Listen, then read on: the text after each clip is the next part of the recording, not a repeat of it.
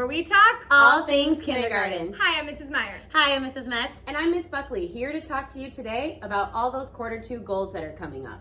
So we are going to dive into reading. So some of the goals that they're going to have for reading come Q2 is identifying all of those lowercase letters, because by that time when report cards come out, we have already taught all the lowercase letters, so they're going to be able are asked to identify them and also produce the sound that each letter makes. We are also going to have I show them like CVC words to see if they are able to tap out those words, being able to identify the beginning sound, the middle sound, and also the ending sound. Looking into like reading itself though, being able to recall different elements of a story. So who the author is, like all the text features, author, the illustrator. They're going to be able to point out different things like a map, the table of contents, and those are all things that we are incorporating during read aloud. So they're getting a lot of exposure to it throughout the day. That's like a good thing for parents to practice at home too. That's like an easy one at bedtimes, and like just having your child reread the story to retell you the story. And also knowing like what those jobs are, like what does an author do, what does an illustrator do. Right. Also being able to tell the beginning, middle, and end of a story. So if you're reading to your child at home, ask those questions like, you know, who was the character, where did this story take place, what was the problem, what was the solution to the problem, what happened in the beginning, what happened in the middle, and also at the end. So and also asking and answering questions about a story. So think of questions as you're reading and ask your child those.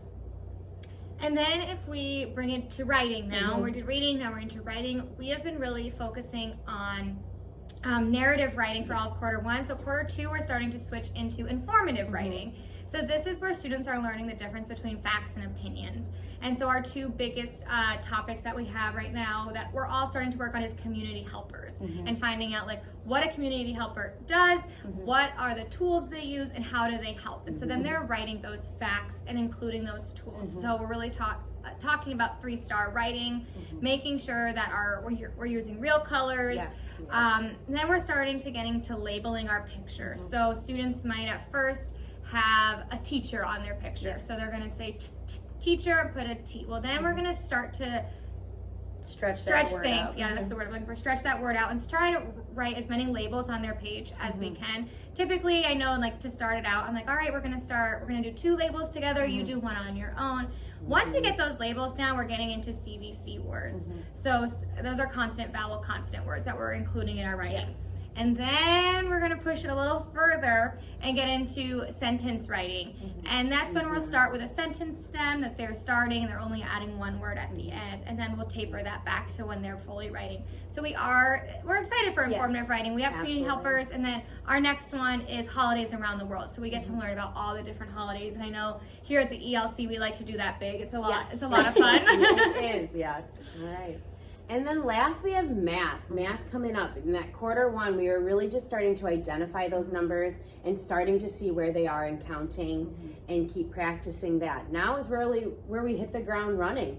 We're starting to being able to count all the way to 100. A lot of us practice that every single day already. So making sure you're practicing that counting to 100 by 10s and 1s at home.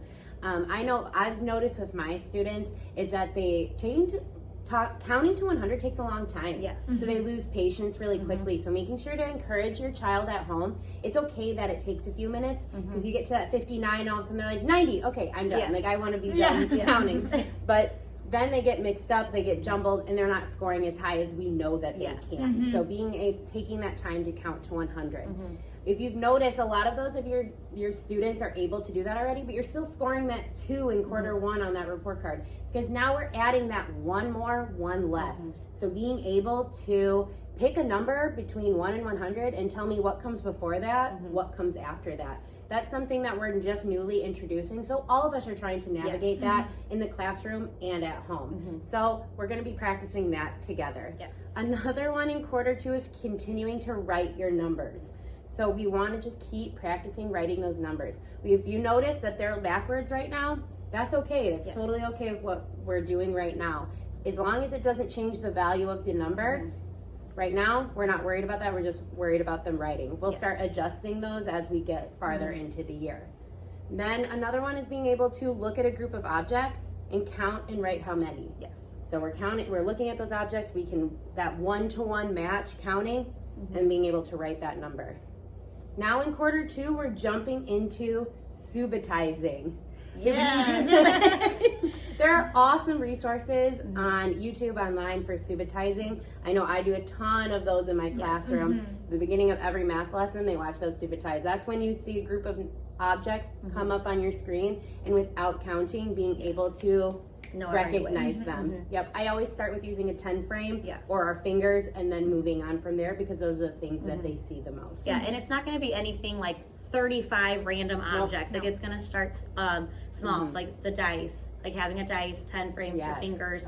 So it's nothing, because I know like a lot of parents ask me that, like, okay, well, if there's like 28 things, like how do you expect them not to count them? Right. So it is smaller numbers, and they're arranged in a 10. Yes, and it's arranged in an order that they would be able to look at it and identify. And I know in my classroom, like I start with like 0 to 5. Yes. And, And then really, we grow. and then we grow and we grow. Once we get those 0 to 5s down, then we Then we add. can add Then more. we add to it. Yes. Yes, absolutely.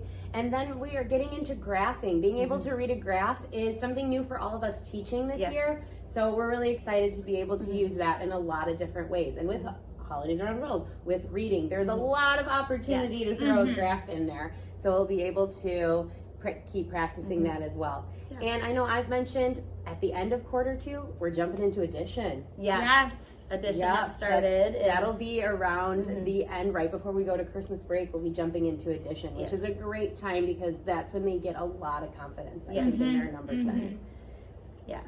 And before we wrap it up, you might have seen Miss to Mrs. So Mrs. Meyer got married over the weekend. So if your child has her, make sure you congratulate her, or if you see her out and about, please congratulate Mrs. Myers. Thank Mrs. you. Meyer So, and don't forget, ELC is the place to be.